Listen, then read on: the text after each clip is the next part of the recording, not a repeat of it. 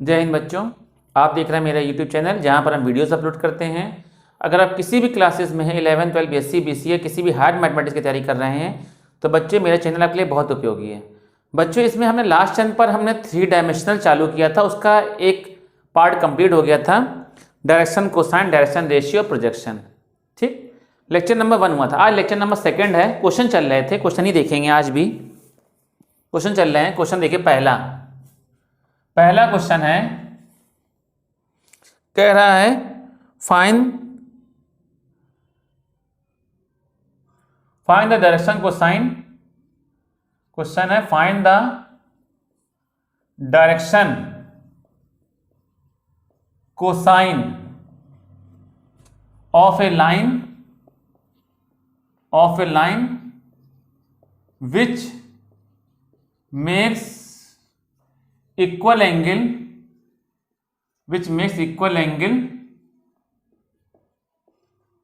from the axis, which makes equal angle from the axis। आपको वो दिक्कोजाएं निकालना है जो अक्षों के साथ समान कोण बनाती हैं। आपको वो डायरेक्शन कोसाइन बताना है जो अक्षों के साथ समान कोणांकित करती। मतलब कहने का मतलब ये है, ये आपका एक्स एक्सिस है, ठीक, ये आपका वाई एक्सिस है और ये आपका जेड एक्सिस है। ठीक, एक लाइन है ये ओपी जो एक्सिस के साथ अल्फा, बीटा और गामा एंगल बनाती है। लेकिन कह रहा है ये जो लाइन है एक्सिस के साथ इक्वल एंगल बनाती है। इक्वल एंगल का मतलब alpha is equal to beta is equal to gamma, equal कोण बनाती है, इक्वल एंगल बनाती है। जो लाइन है वो एक्सिस के साथ इक्वल एंगल बनाती है, मतलब जितना ये एंगल होगा उतना ये, उतना ये। तो आप बात जानते हो, cos square alpha, cos square beta, cos square gamma की वैल्यू 1 होती है ना, आपने पढ़ा होगा। तो cos square alpha plus cos square beta की वैल्यू भी रख दीजिए यहां पर alpha plus cos square gamma की वैल्यू भी क्या रख दिया, अल्फा इज इक्वल टू 1। बोले कोई दिक्कत? बात समझ गए अच्छे से? तो भाई ये हो जाएगा आपका 3 cos square alpha is equal to 1, cos square alpha is equal to 1/3, cos alpha is equal to plus minus 1/√3। ठीक, इसी तरीके से cos beta is equal to plus minus 1/√3। इसी तरीके से कॉस गामा की वैल्यू प्लस माइनस 1/√3। ये 3 आ गए, अल्फा बीटा गामा। ठीक, इन्हीं को ही हम कहते हैं एल, इन्हीं को ही कहते हैं एम और इन्हीं को ही कहते हैं एन। बताया था हमने आपको, यही निकालना था आपको, डायरेक्शन कोसाइन ही निकालना था, डिसीज ही निकालना था आपको। बात समझ गए? आगे बढ़ते हैं, अगला क्वेश्चन देखते हैं। नेक्स्ट क्वेश्चन है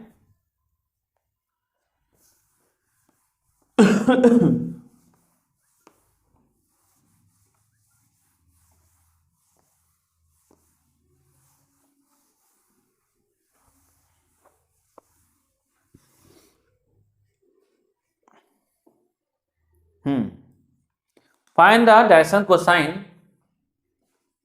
क्वेश्चन है find the direction cosine of a line X comma Y and Z axis. भाई आपको एक्स वाई और जेड अक्षों की दिक्कोजाएं ज्ञात करना है। क्या कह रहा है? एक्स वाई और जेड अक्षों की दिक्कोजाएं ज्ञात करें, डायरेक्शन कोसाइन निकालना है। तो देखिए भाई मेरी बात सुनिए, कैसे निकालेंगे। ये एक्स हो गया, ये वाई हो गया, ये जेड हो गया। ठीक, ये ओ हो गया एक्स एक्सिस पे। इस पर अच्छा कोई भी पॉइंट होगा, एक्स पे कोई भी कोऑर्डिनेट होगा तो क्या होगा, एक्स कॉमा 0 कॉमा 0, ये हो जाएगा origin 0 comma 0 comma 0। Y axis पे कोई पॉइंट होगा, ये पी हो गया, ये क्यों हो गया, वाई एक्सिस पे कोई पॉइंट होगा तो 0 कॉमा वाई कॉमा 0 हो जाएगा भाई। वाई एक्सिस पे कोई भी कोऑर्डिनेट हो जाएगा, वाई एक्सिस पे कोई भी कहीं भी पॉइंट मान लो तो 0, y, 0 ही तो होगा ना। ठीक, इसी तरीके से जेड एक्सिस पे पी क्यू, इसको ले लिया आर, जेड एक्सिस पे क्या हो जाएगा 0, 0, जेड। ठीक, तो केस फर्स्ट आपको निकालना क्या है, डिसीज निकालना, डायरेक्शन कोसाइन निकालना है। डायरेक्शन कोसाइन आपका तब निकलेगा जब डायरेक्शन रेशियो निकलेगा। मेरी बात ध्यान सुनिएगा बच्चों। तो भाई एक बात बताइए, जैसे मान लीजिए ये आपका लाइन हो गया ओ, ये हो गया आपका पी, पी के कोऑर्डिनेट ले लिए, निर्देशांक ले लिए x, 0, 0, ओ मतलब ओरिजिन ले लिए 0, 0, 0। तो इस ओपी लाइन के डीआरस क्या हो जाएंगे, डीआरस ऑफ लाइन ओपी, ओपी यानी कि एक्स एक्सिस पे है, डीआरस क्या हो जाएंगे x2 - x1, x - 0, 0 - 0, 0 - 0। फॉर्मूला बताया था ना, x2 - x1, y2 - y1, z2 - z1। तो ये आपका आ गया क्या, x, 0, 0, ये हो गया a1, ये हो गया b1, ये हो गया आपका c1। ठीक, तो L1 की वैल्यू क्या आ जाएगी, a1 upon under root a1 square plus b1 square plus c1 square, यानी कि a1 की value x upon under root a1 square x square, b1 square 0 का स्क्वायर, 0 का स्क्वायर। तो ये कितना आ जाएगा, 1 आ जाएगा। m1 की वैल्यू निकालोगे, सुनो, m1 की value b1 upon under root a1 square plus b1 square plus c1 square, b1 की वैल्यू 0, और n1 की वैल्यू क्या जाएगा, c1 upon under root a1 square b1 square c1 square, क्या आ जाएगा 0। भाई c1 की वैल्यू भी 0 आ जाएगी। तो भाई इसके डिसीज क्या आ जाएंगे, 1, 0, 0। ये एक्स एक्सिस के डिसीज हो गए। ये आया हुआ क्वेश्चन है। अब केस सेकंड निकालना y एक्सिस पर, केस सेकंड निकालना y एक्सिस पर, y एक्सिस पे निकालना, y एक्सिस यानी कि ये हो गया o, ये हो गया आपका q, q के कोऑर्डिनेट्स हैं 0, y, 0, ये हो जाएगा 0, 0, 0। ठीक भाई, इसका निकालेंगे डीआर्स of line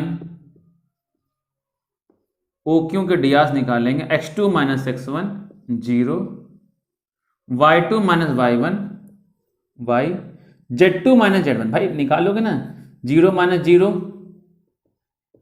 y2 - y1, y - 0, z2 - z1, 0 - 0।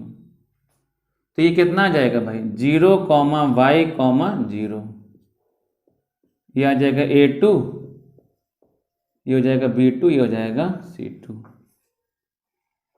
ठीक, अब निकालना L2 की वैल्यू, क्या आ जाएगा formula, a2 upon under root a2 square b2 square c2 square, ये क्या आ जाएगा 0।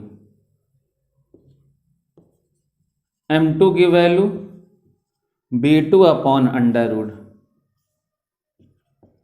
a2 square b2 square c2 square, y upon under root a2 square 0, y square 0 का स्क्वायर, क्या आ जाएगा, y से कट जाएगा 1 आ जाएगा। और n2 निकालिए a2 b2 c2 upon under root a2 square b2 square c2 square, क्या आ जाएगा 0। तो इसके डिसीज आ जाएंगे, इसके डिसीज ये आ जाएंगे, इसके डिसीज आ जाएंगे 0, 1, 0, ये डिसीज इसके भी आ जाएंगे, y एक्सिस के भी। अब तीसरा बचा z एक्सिस के डिसीज निकालना है। ठीक, z एक्सिस के डिसीज कैसे निकालेंगे, ध्यान से देखिए। केस थर्ड,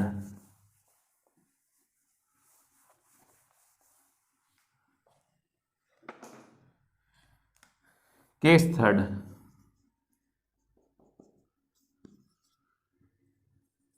z एक्सिस के लिए ये o आ जाएगा, ये r आ जाएगा, 0, 0, 0, r आ जाएगा 0, 0, z।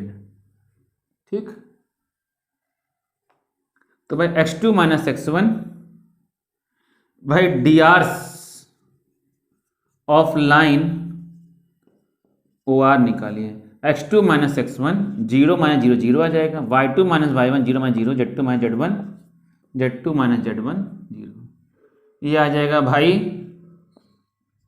a2, ये आ जाएगा b2, ये आ जाएगा c2, a3 b3 c3, a3 b3 c3, L3 is equal to a3 upon under root a3 square b3 square c3 square, तो ये हो जाएगा 0 0 अपॉन 0 हो जाएगा। m3 की वैल्यू क्या आ जाएगी, b3 upon under root a3 square b3 square c3 square, रखोगे वैल्यू यहाँ पर 0 आ जाएगा। इसी तरीके से n3 की वैल्यू क्या आ जाएगा, c3 upon under root a3 square b3 square c3 square, value रखोगे n3 की वैल्यू z अपॉन, वैल्यू रखोगे ना z अपॉन अंडर रूट 0 का स्क्वायर z का स्क्वायर यानी कि 1। तो इसके डिसीज क्या आ जाएंगे, इसके डिसीज आ जाएंगे 0, 0, 1। ये तीनों लाइन के आ गए एक्स वाई जेड एक्सिस के। बात समझ गए अच्छे से।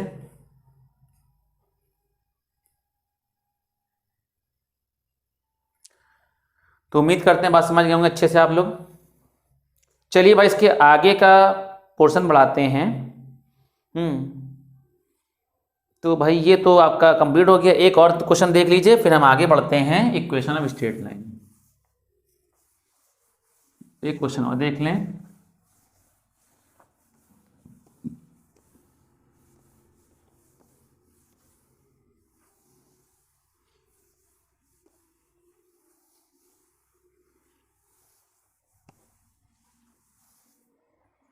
एक क्वेश्चन और देख लें।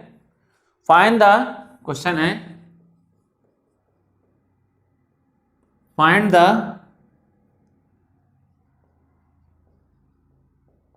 Direction cosine, find the direction cosine, find the direction cosine, find the direction cosine of the side of A triangle, of the sides of a triangle, of the sides of a triangle whose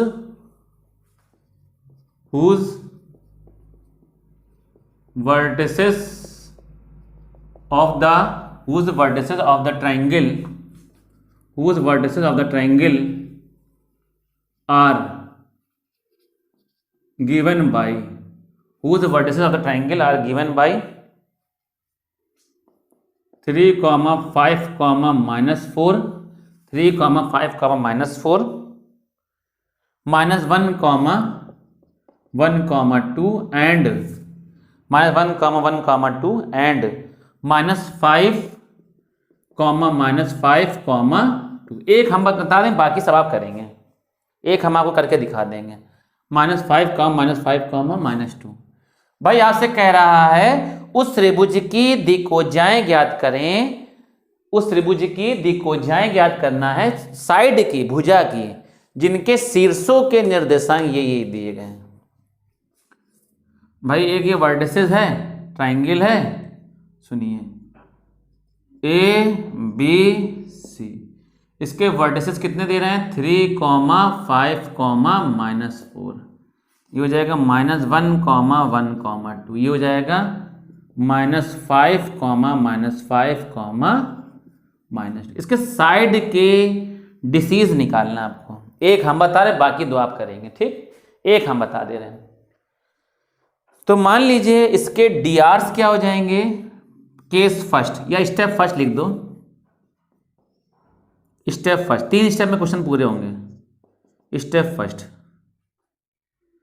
side AB के लिए, AB, BC और ये CA, side AB के लिए तो A B बना लो, ए इधर लिखा, बी इधर लिखा, ए बी बना रहा है, साइड ए बी हमने बना लिया। ए के कोऑर्डिनेट लिखिए, ए के निर्देशांक, ए के निर्देशांक लिखिए, ए के निर्देशांक, ए के कोऑर्डिनेट 3, 5, -4 और बी के लिखिए -1, 1, 2। तो इसके डिसीज हो जाएंगे L1, M1, N1,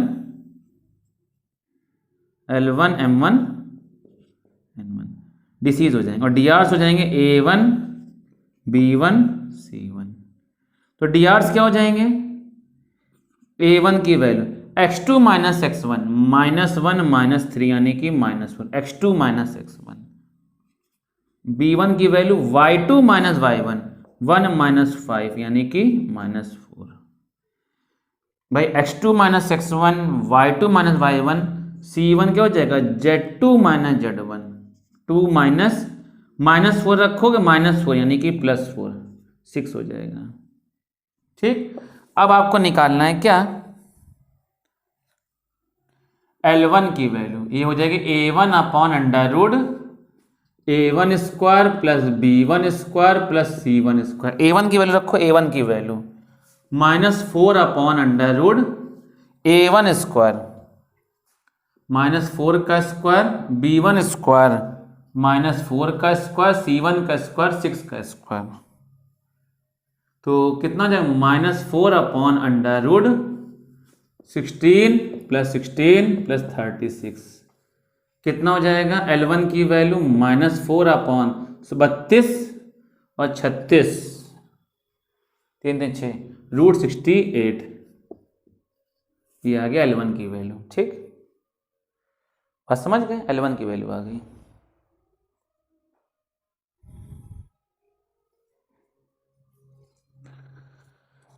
अब निकालना M1 की वैल्यू,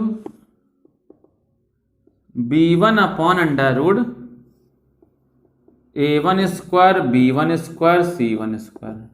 B1 की वैल्यू कितनी, B1 की वैल्यू -4/√A1² -4 का स्क्वायर B1² -4 का स्क्वायर C1² 6 का स्क्वायर यानी कितना हो जाए, -4/√68। इसमें भी आ गया, बोलो कोई दिक्कत। अब निकालिए N1 की वैल्यू, N1 कैसे निकलेगा, C1/√A1² B1² C1²। C1 की वैल्यू 6/√A1²,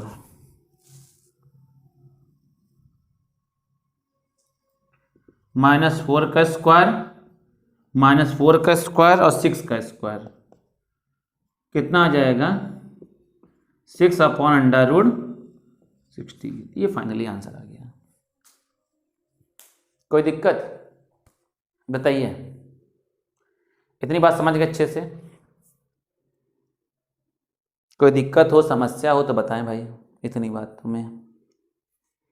चलिए, इसी तरीके से आप BC के लिए निकाल लीजिएगा डिसीज, इसी तरीके से CA के लिए निकाल लेंगे। ठीक, तो भाई ये आपका पोर्शन कंप्लीट हो गया, projection, direction cosine, direction ratio. अब आगे निकालेंगे स्ट्रेट लाइन। देखिए, निकालिए स्ट्रेट लाइन, निकालिए स्ट्रेट लाइन, नया टॉपिक है स्ट्रेट लाइन।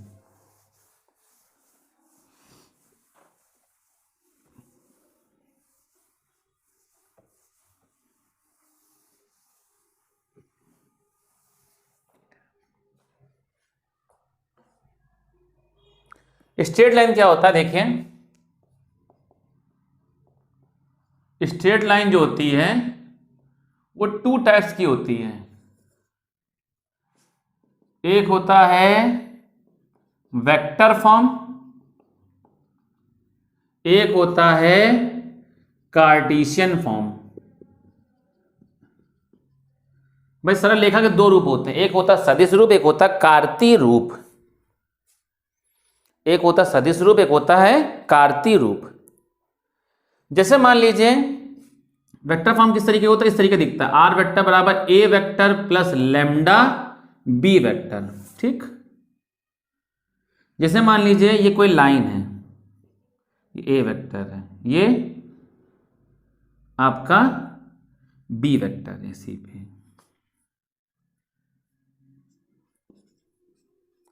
ए वेक्टर होता है, ए के कोऑर्डिनेट हमने जैसे मान लो ले लिए x1 y1 z1, ठीक, ये हो गया।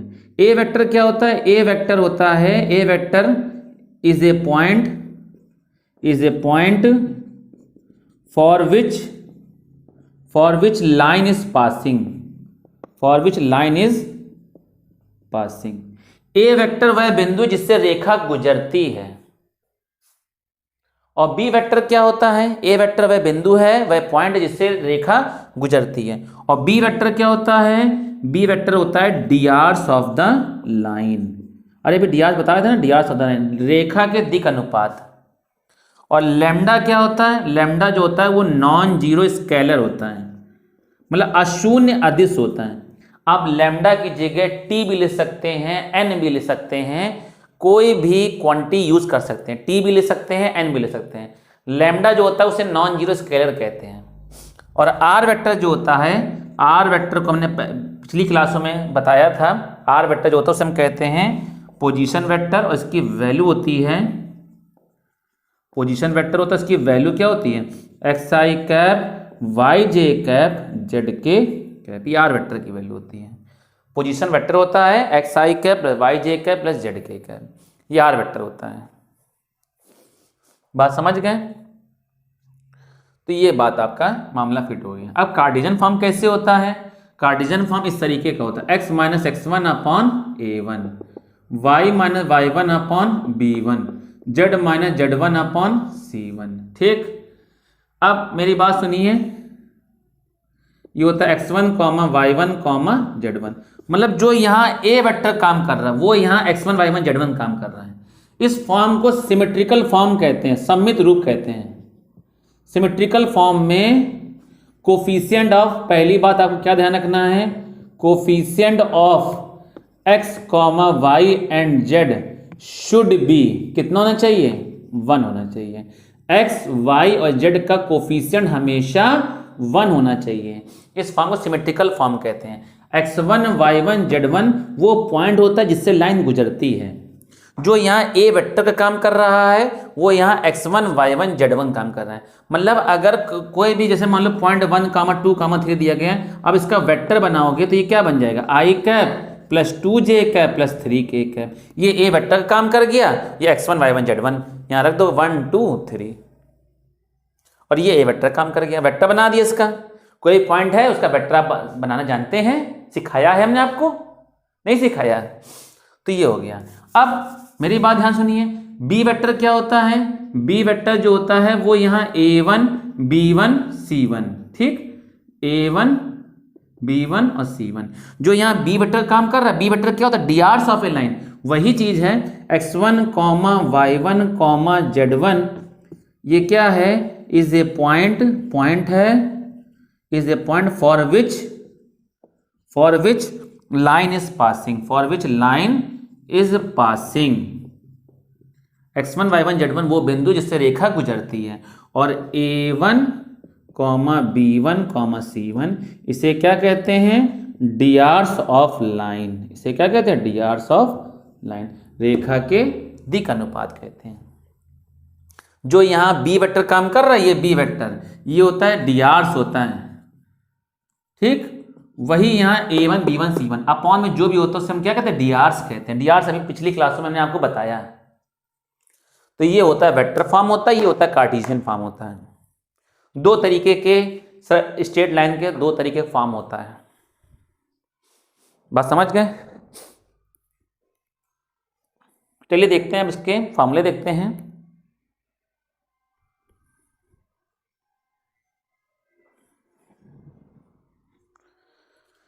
इसका फॉर्मूले देखते हैं, कैसे फॉर्मूले इसमें लगते हैं वो देखते हैं।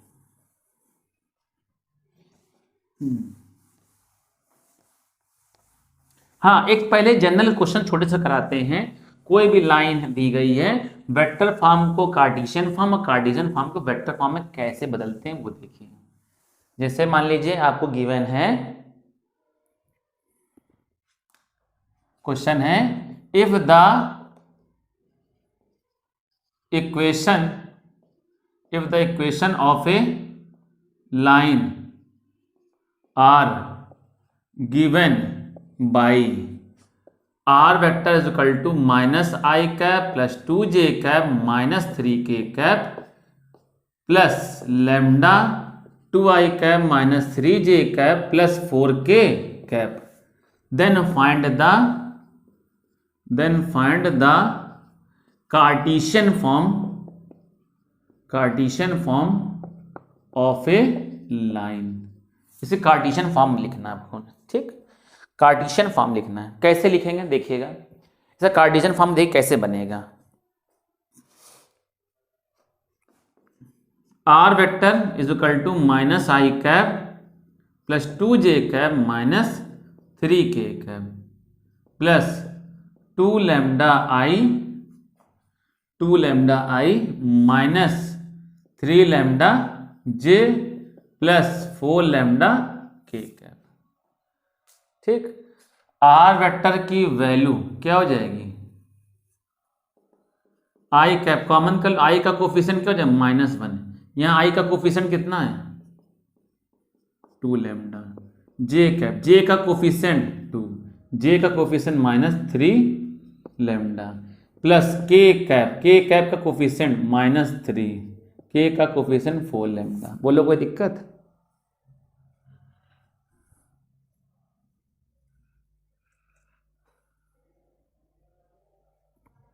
बोलिए कोई दिक्कत? तो भैया ये आपका आर वेक्टर की वैल्यू आ जाएगी एक्स आई कैप प्लस वाई जे कैप प्लस जेड के कैप, आई कैप -1 प्लस 2 लैम्डा, जे कैप 2 - 3 लैम्डा प्लस के cap -3 plus 4 lambda, equating the coefficient of I comma J and के कैप का कोफिशिएंट निकालना है। आई का कोफिशिएंट यहाँ पर कितना एक्स, आई का कोफिशिएंट कितना है बताओ -1 प्लस 2 लैम्डा, जे का कोफिशिएंट कितना है यहाँ पर वाई, जे का कोफिशिएंट 2 - 3 लैम्डा, के का कोफिशिएंट कितना है जेड, के का कोफिशिएंट यहाँ पर कितना -3 प्लस 4 लैम्डा।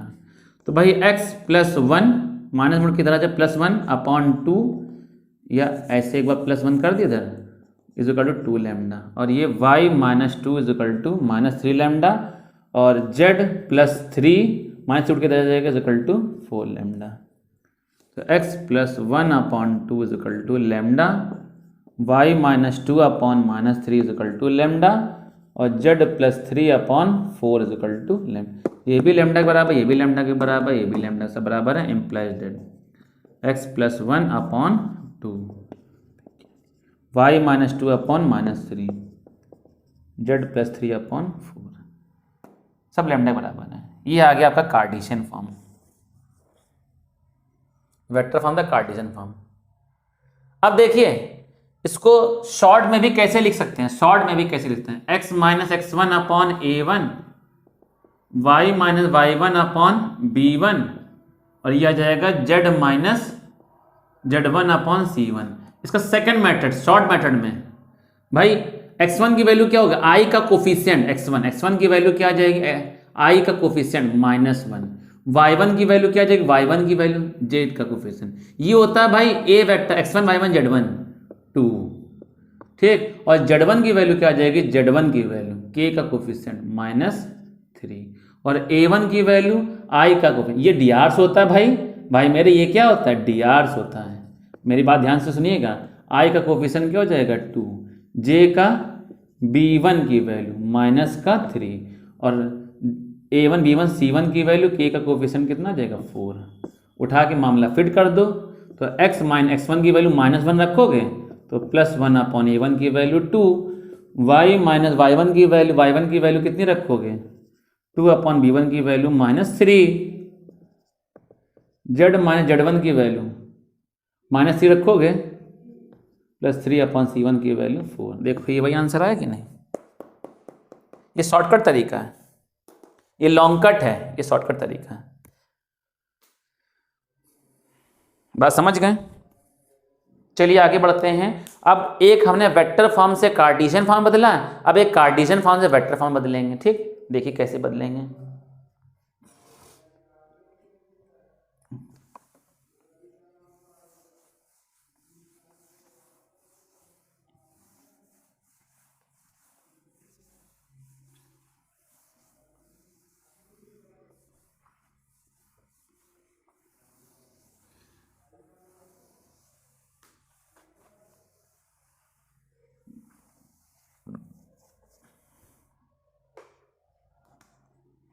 क्वेश्चन है, if the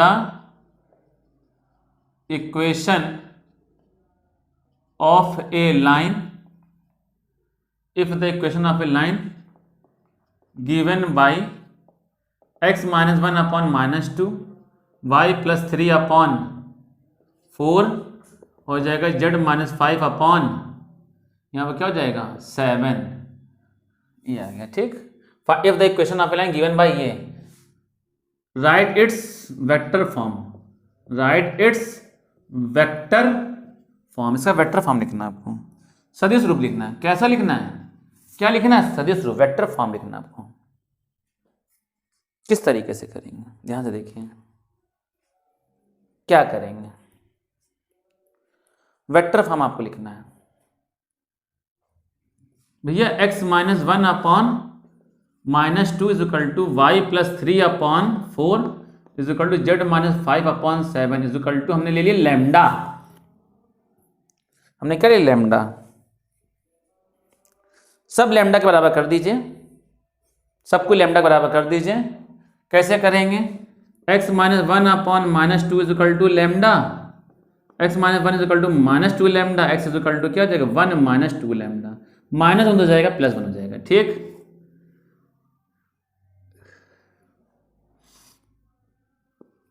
y plus 3 upon 4 is equal to lambda, y plus 3 is equal to 4 lambda, y is equal to 4 lambda minus 3।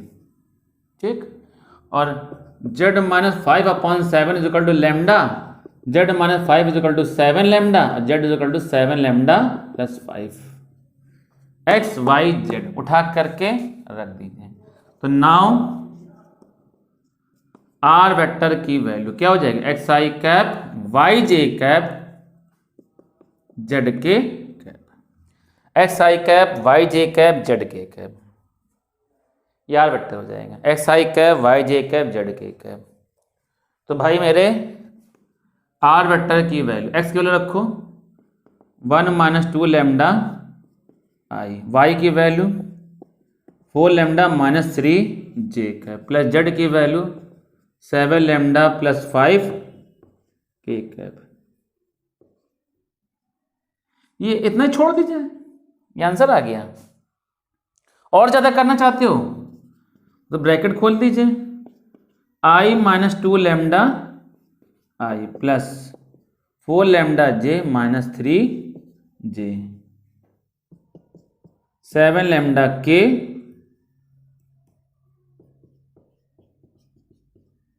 5 के। ठीक, आर वेक्टर की वैल्यू आई कैप माइनस का 3j cap 5k cap plus lambda common कर लिया, lambda coefficient कितना हो जाएगा minus का 2i, लैम्डा का कोफिशिएंट 4j, लैम्डा का कोफिशिएंट 7, ये आंसर आ गया। 10 समझ गए, कोई दिक्कत? तो उम्मीद करते हैं भाई इतने क्वेश्चन आपको समझ में आ गए होंगे।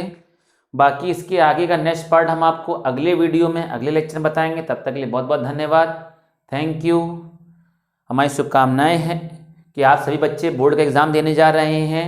सभी बच्चे जो भी चाहते हैं, जो नंबर चाहते हैं, जो फ्यूचर चाहते हैं, भगवान उनकी सारी मनोकामनाएं पूरी करें। हमारे दिल से दुआएं आपके लिए।